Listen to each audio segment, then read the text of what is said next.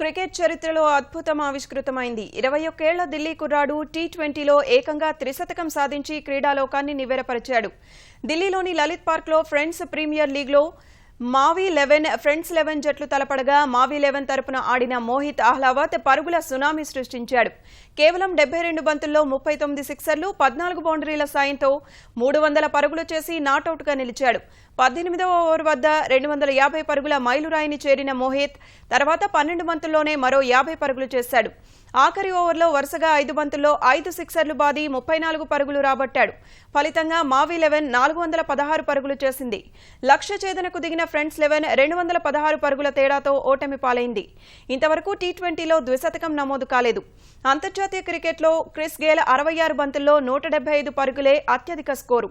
టీ20లో ఏ జట్టు కూడా ఇప్పటిదాకా 300 మార్కు దాటలేదు. అయితే మోహిత్ ఆడిన మ్యాచ్కు అధికారిక హోదా లేనప్పటికీ ఇది అద్భుతమేనని క్రీడా పండితులు కొనియాడుతున్నారు.